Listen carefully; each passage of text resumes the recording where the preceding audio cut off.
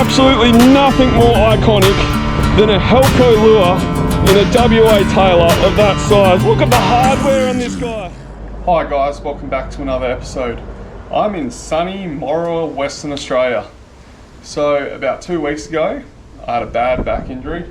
Right now I'm awaiting surgery. I've got a nice little back brace on and I'm out here in the bush with my lovely partner, just waiting for surgery. I thought there's no better time than to actually do a video and show you guys all the tips and tricks that I know to catch tailor for this upcoming season. So we're coming on the end of summer now. We're starting to come in the autumn. The big tailor start to come in, and then by June they're in full run. They've followed the mullet down the coast. They're on our reefs in the Midwest and they're ready to go.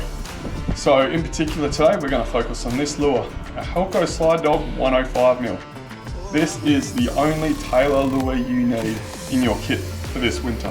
I'm going to show you 1, the ground we look at for them, 2, how to use it, and 3, when to use it.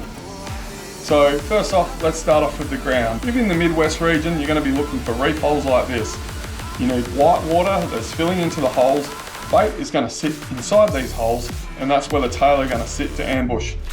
The reason the 105mm Slidog is so good as a lure for tailor is because it's just the perfect size. It's like the size of a potty mullet. It's not too big, not too small, and the tailor, they just cannot resist this. If they see this come over the top of the white water into the hole, they'll smash it. It's just instinct. They hear the rattle in it, bang, it's done. They're going to nullify it.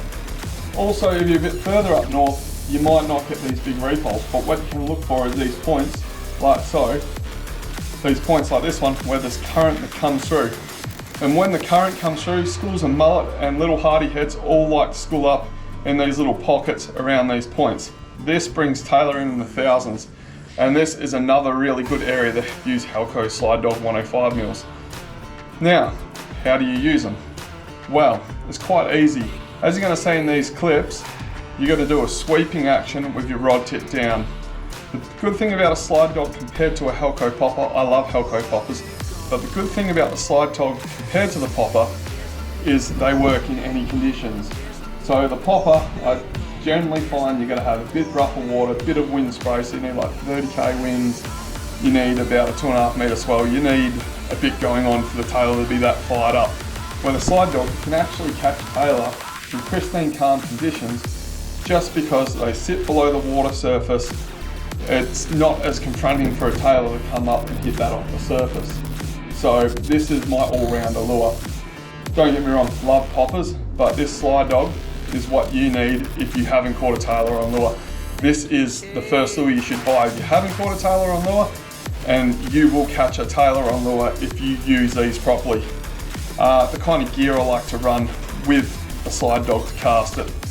I like to have like a 5,000 size reel and probably an 8 to 9 foot casting rod. PE 2 to 3 is plenty.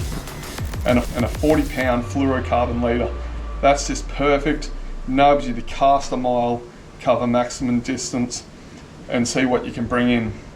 As you're going to see in these clips, I had this one afternoon in Geraldton where I actually used the drone to find where the tailor was sitting, and man, it was on straight away. I found that perfect little reef hole with the bait, the right technique, showing how to use it, just rod tip down, a few little flicks, and these things were all over it.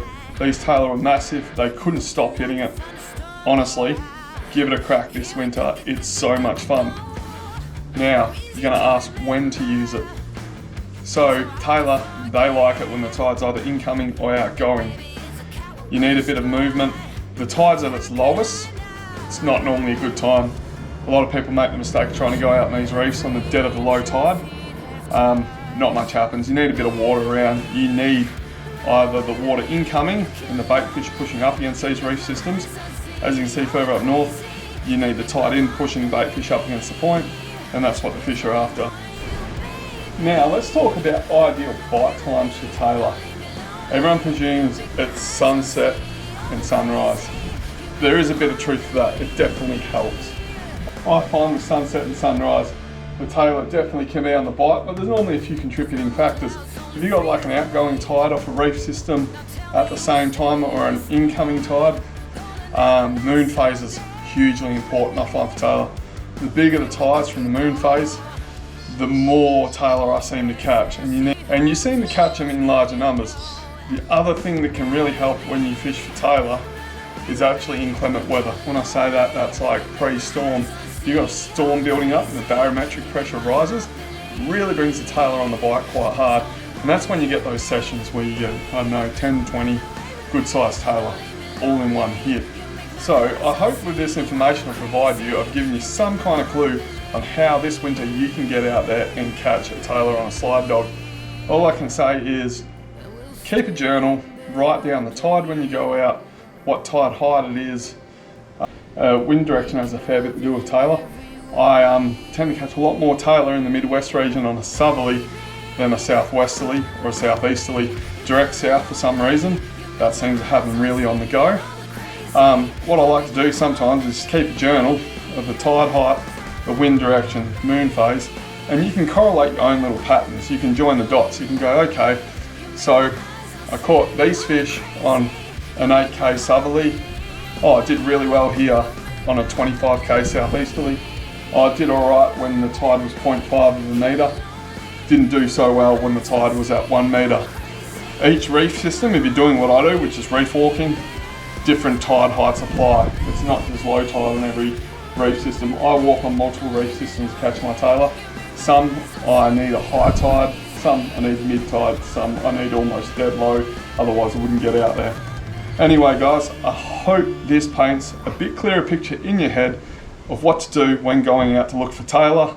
And just a tip, if you want to eat tailor, I find the best way is get some nice mashed potato, get your tailor fillets in alfoil, lemon, pepper, bit of garlic, put the tailor fillets in the oven. It's bloody sensational. Eat it with your side of mashed potato, you won't go wrong, and that'd be a nice hearty winter meal.